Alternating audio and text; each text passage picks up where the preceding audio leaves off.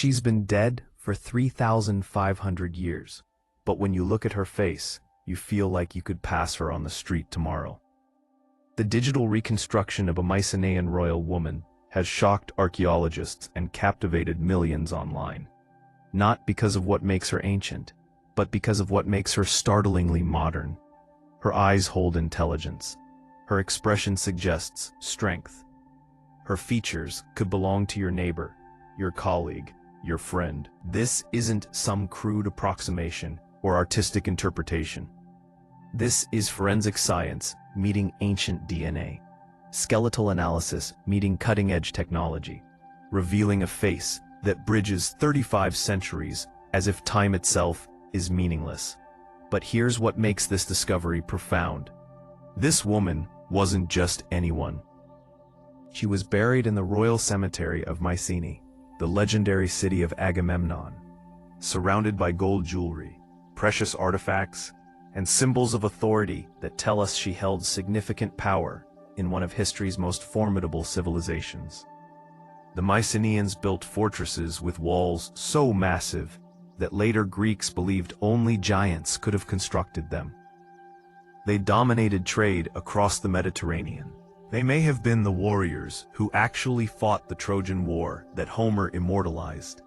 And this woman, whose face we can now see, lived at the height of their power. What secrets does she hold? What can she tell us about women's roles in ancient Greece before classical Athens relegated women to domestic invisibility? How did women wield power in the Bronze Age, before history was rewritten by later patriarchal societies? Today, we're going to explore not just how scientists reconstructed her face, but what that face reveals about a lost world where women ruled, fought, governed, and shaped civilizations in ways we're only beginning to understand. The story begins in 1954, when archaeologists excavating the royal cemetery at Mycenae uncovered a tomb that would puzzle them for decades. Inside lay the skeletal remains of a woman, approximately 30 to 35 years old at death, buried with extraordinary wealth and honor. Her grave goods included gold jewelry, rings, necklaces, bracelets, crafted with such skill that they remain beautiful today. There were carved seals, precious stones, and most significantly, weapons. Not just any weapons, but finely crafted daggers and a sword, items typically associated with warriors and rulers. This wasn't the burial of a king's wife tucked away after his death. This was the burial of someone who commanded respect, who held authority in her own right, whose status was significant enough to merit burial in the royal precinct alongside kings and princes. But for decades, she remained nameless, faceless, reduced to catalog numbers and academic descriptions. Tomb 55, female skeleton, Mycenaean period. Her bones told stories that archaeologists struggled to read with the limited technology of the mid-20th century. Then, in 2023, a team of Greek and international scientists decided to bring her back to life. Not literally, but visually. They would reconstruct her face using the most advanced forensic techniques available, combining osteological analysis, 3D scanning, artistic interpretation, and knowledge of ancient Mycenaean genetics. The team was led by Dr. Manolis Papagrigorakis, an orthodontics professor at the University of Athens, working with artists and anthropologists to ensure scientific accuracy. They started with a detailed CT scan of her skull, measuring every ridge, every angle, every subtle contour. Then they used software to build up layers, muscle, fat, skin, following established protocols for facial reconstruction based on tissue depth markers. The process took months, and when they finally rendered the final image and shared it with the world, social media exploded. Because the face staring back wasn't alien or incomprehensible. It was achingly familiar. Let's talk about why this reconstruction looks so modern. because understanding this reveals something profound about human nature and our assumptions about the past. When we think of ancient people, we often unconsciously imagine them as somehow fundamentally different from us. More primitive, less intelligent, alien in appearance. Popular media reinforces this, with exaggerated features, heavy brows, crude expressions. But here's the truth that this reconstruction forces us to confront. Anatomically modern humans, that's us Homo sapiens, have looked essentially the same for at least 100,000 years, possibly longer. The Mycenaean woman who died 3,500 years ago had the exact same biology we have. Her brain was the same size and structure as ours. Her capacity for thought, the only differences are cultural, not biological. She didn't have our technology or accumulated knowledge, but she had our potential. When you look at her reconstructed face, you're not seeing an approximation of what ancient people looked like. You're seeing what people have always looked like. What makes her face particularly striking is that the forensic reconstruction captures not just physical features, but something in her expression. The artists worked to show her as she might have appeared in life, with a slight smile, intelligent eyes, and a bearing that suggests confidence. This isn't romanticization. It's based on the evidence from her skeleton. Her bones show she was well-nourished, healthy, and physically active. She had excellent dental health, suggesting access to good food and care. Her skeleton shows no signs of manual labor or hardship. This was a woman who lived well, who was cared for, who occupied a position of privilege. But more than that, the reconstruction team studied Mycenaean art, frescoes, pottery, seal stones, to understand how Mycenaean women styled their hair, how they dressed, what jewelry they wore. They gave her the elaborate curled hairstyle visible in Mycenaean artwork, the kind of intricate styling that required time and skilled attendance. They showed her with the gold jewelry actually found in her tomb. The result is a face that is simultaneously ancient and contemporary, reminding us that the people of the past were just that, people, not relics. H1ON. Now let's examine who she actually was, because the grave goods tell a remarkable story. In Mycenaean Greece, burial was a serious business. What you took to the afterlife mattered. The items buried with you reflected your status, your wealth, and importantly, your role in society. Our woman was buried with gold, lots of it. Gold rings on her fingers, gold necklaces around her neck, gold bracelets on her wrists. But even more telling than the gold jewelry were the seals. In Mycenaean society, seals were crucial administrative tools. They were used to stamp clay, marking ownership and authority over goods and documents. Only people with economic and administrative power had seals. Finding seals in her tomb suggests she controlled resources, managed estates, or governed territory. She wasn't just wealthy, she was powerful. Then there are the weapons. This is where it gets really interesting. The presence of weapons in female burials has long puzzled archaeologists because it contradicts later Greek assumptions about women's roles. In classical Athens, 5 or 6 centuries after our woman died, women were expected to stay in domestic quarters, manage households, and avoid public life. They certainly weren't warriors, but Mycenaean Greece was different. We have evidence from multiple sites of women buried with weapons, women depicted in martial contexts, and references in Linear B tablets, the earliest form of Greek writing, to women holding military and religious offices.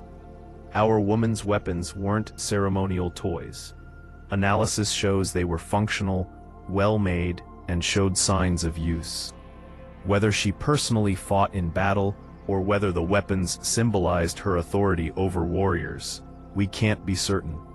But either way, she was associated with military power. Some scholars believe she may have been a Wanasa, a Mycenaean queen or female ruler. We know from Linear B tablets that such positions existed, though the tablets are frustratingly brief and bureaucratic. They tell us about grain allocations and textile production, not about the political dramas and personal stories we desperately want to know. But they do confirm that women held significant official positions in Mycenaean palace economies. Word pre-processing.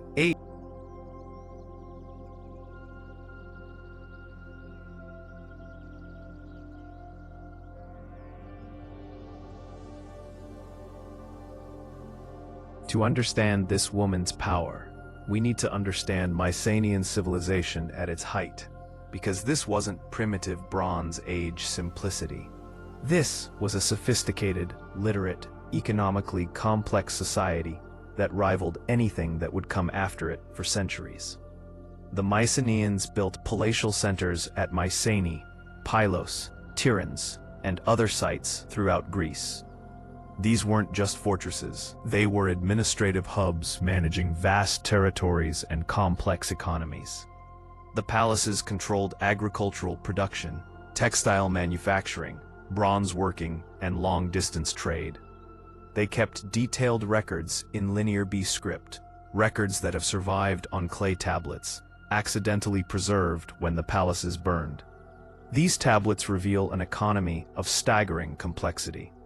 Palace officials tracked sheep by the thousands, textile workers by the hundreds, and bronze allocations by weight and destination.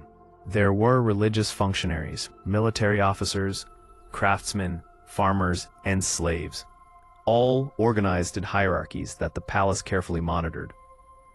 And women appear throughout these records, not just as wives and daughters, but as workers, landowners, religious officials, and administrators. Some tablets list women who controlled substantial numbers of workers, both male and female. Others record religious offerings made by women in their own names, suggesting independent wealth and authority. The title priestess appears frequently, and these weren't minor positions. Religion and politics were inseparable in Mycenaean society. Religious officials wielded real power. The most significant religious position may have been the priestess of the winds, or similar titles that suggest control over agricultural and maritime prosperity. Incredibly important in a civilization dependent on grain crops and sea trade. Could our woman have held such a position? Her burial location in the royal cemetery suggests she was intimately connected to the ruling family, either by birth or by office. The gold and weapons suggest authority. The seals suggest administrative power. Put it all together, and you have someone who occupied the highest echelons of Mycenaean society. Perhaps she was a queen, perhaps a high priestess, perhaps a military commander, or perhaps in Mycenaean society, these roles weren't as separated as they would later become. Perhaps a woman could be all three. Let's dig deeper into what Mycenaean women's lives actually looked like, because archaeological evidence is painting a picture that contradicts everything we thought we knew about ancient Greece. Classical Greek sources, written centuries after the Mycenaean civilization collapsed, portrayed ancient heroes and their world, but they projected their own cultural assumptions backward. When Homer wrote about the Trojan War, allegedly a Mycenaean-era conflict, he described women primarily as prizes to be won, queens confined to domestic spaces, and passive victims of male ambition. But Homer was writing around 700 BCE, at least 500 years after Mycenaean civilization fell. He was describing his own society's values as much as any historical reality. The actual Mycenaean evidence tells a different story. Let's start with frescoes. Mycenaean palaces were decorated with elaborate wall paintings, and women feature prominently. A famous procession fresco from Tiryns shows women in elaborate dress participating in what appears to be a religious or state ceremony. They're not hidden away. they're publicly visible in an official capacity. The mistress of animals motif appears repeatedly in Mycenaean art, a female figure flanked by lions or other powerful animals, clearly representing authority and power. This isn't decorative. This is iconography of female dominance. Then there's the evidence from Linear B tablets. At Pylos, tablets record a group of women who controlled large numbers of workers, up to 1,500 people in some cases. These weren't women working in workshops. These were women managing workshops.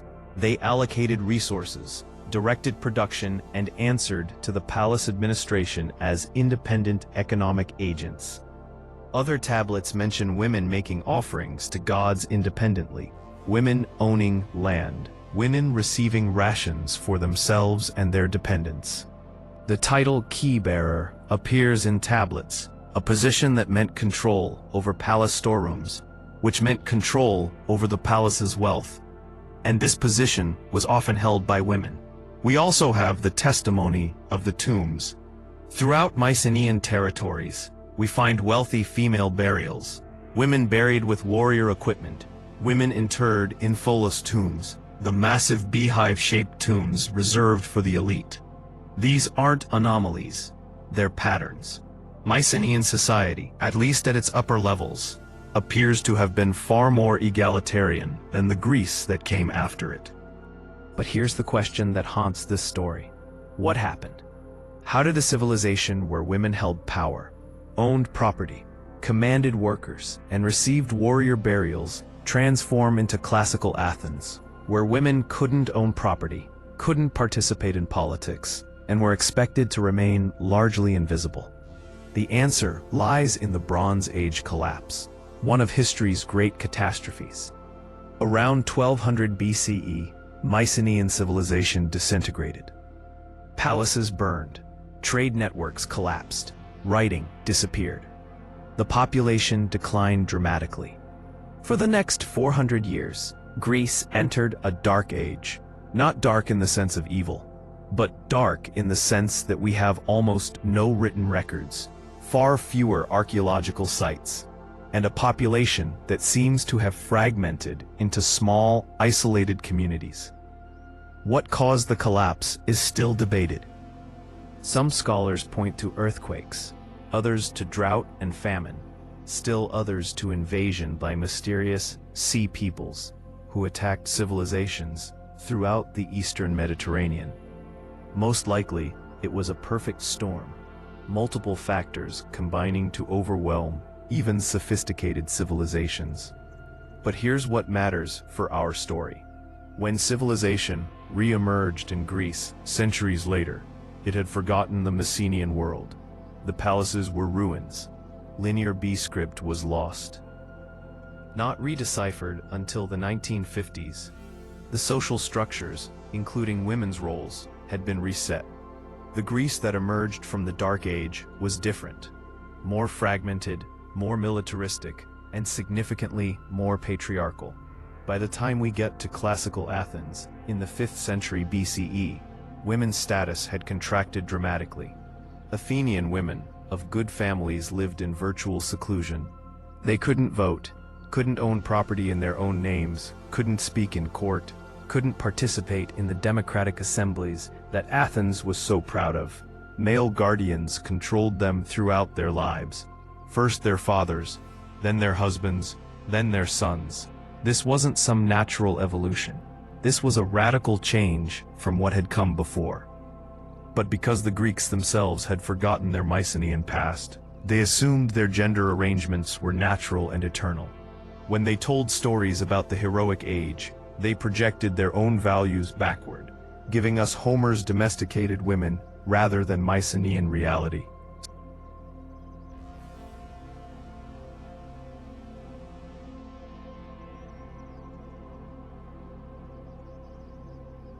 The modern rediscovery of Mycenaean civilization, and particularly the role of women in it, is forcing us to rethink fundamental assumptions about gender and power in human societies.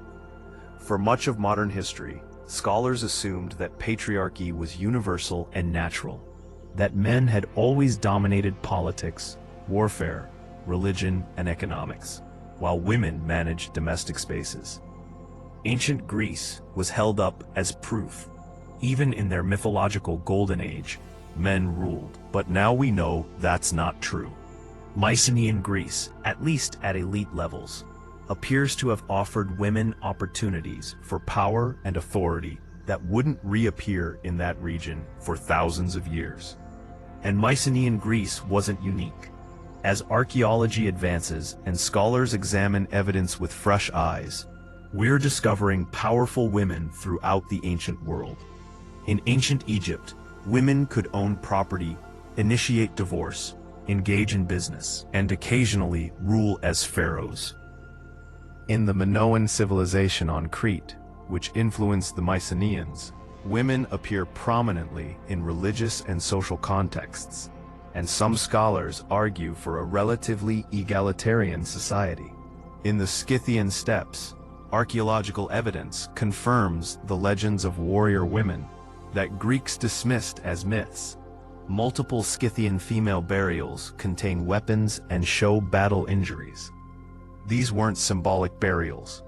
These were women who fought and died in combat. In Celtic societies, which the Romans encountered millennia later, women could be warriors, druids, and queens, roles that shocked Roman observers who couldn't imagine women in such positions. The pattern we're seeing is that gender roles are not universal constants, but cultural variables. Different societies, at different times, organize themselves differently. And crucially, the societies that offered women more power weren't somehow unnatural or primitive. They were often highly sophisticated civilizations. The Mycenaeans with their palatial bureaucracies, the Egyptians with their monumental architecture, the Celts with their complex legal systems. What this means is that the patriarchal assumptions we inherited, that men naturally dominate while women naturally submit, aren't observations about human nature. They're cultural artifacts from specific historical periods, particularly the classical and medieval worlds that shaped Western thinking. H1. So what does our Mycenaean woman's face, so startlingly modern, so achingly human, teach us? First, it teaches us humility. For centuries, we've been telling stories about the past that say more about our present than about historical reality. We've projected our assumptions backward, creating an ancient world that conveniently justified our contemporary arrangements. When we assumed women had always been subordinate, we could argue that women's subordination was natural and inevitable. But archaeology doesn't care about our assumptions. It keeps revealing evidence that challenges our comfortable narratives. This woman, buried with gold and weapons 3,500 years ago, is evidence that demands we reconsider. Second, it teaches us about potential. When you look at her face, you're looking at someone with the exact same cognitive capacity you have. She was just as intelligent, just as capable of complex thought, just as able to lead and strategize and create. The only difference is that she lived in a different time with different technology. But her potential, her raw human capability, was identical to ours. This means that all the women throughout history who were denied education, denied opportunities, denied the chance to develop their abilities, they had the same potential we recognize in women today. History isn't a story of women becoming capable over time. It's a story of women always being capable, but often being prevented from exercising that capability. Third, it teaches us about progress. We often tell ourselves a comforting story about history as linear progress. Things were bad in the past. They got better, and they keep getting better. But our Mycenaean woman's story suggests history is more complex. There have been moments and places where women had more power and freedom than they would have centuries later in the same region. Progress isn't inevitable or linear. Rights and opportunities can be gained and lost. This should make us both grateful for progress we've made and vigilant about protecting it. Fourth, it reminds us about visibility. For 3,500 years, this woman was invisible. Bones in a tomb, catalog numbers in an archive. It took modern science to bring her back, to give her a face, to help us see her as a person rather than an artifact. How many other women throughout history remain invisible? How many queens and warriors and leaders and innovators have been forgotten or deliberately erased? As we close, let's return to that face. The face that looks like it could walk into your office or sit across from you at a cafe. What makes this reconstruction so powerful isn't just the technical achievement, though that's impressive. It's the reminder of connection across time. When you look into her eyes, you're looking at someone who loved and feared, who dreamed and planned, who wielded power and faced opposition, who lived a full human life in a world both alien and familiar. She walked through palace corridors that would have echoed with languages we barely understand. She participated in religious rituals we can only guess at. She navigated political intrigues we'll never fully know, but she did all of this with a brain and heart fundamentally identical to yours. The Mycenaean civilization she belonged to collapsed so completely that later Greeks thought the massive walls of Mycenae must have been built by giants. They couldn't imagine humans constructing such things. The social order that allowed her to wield power, to be buried with weapons and gold in a royal tomb, disappeared so thoroughly that centuries later, Greeks couldn't imagine women in such roles. But she was real. Her bones prove she existed. Her grave goods prove she mattered. And now, thanks to modern science, her face proves she was human in every sense we understand that word. In telling her story, we're not just recounting ancient history. We're challenging our assumptions about gender, power, and possibility. We're recognizing that human capabilities haven't changed. Only the opportunities to exercise them have varied. We're acknowledging that the past is more complex and interesting than we imagined.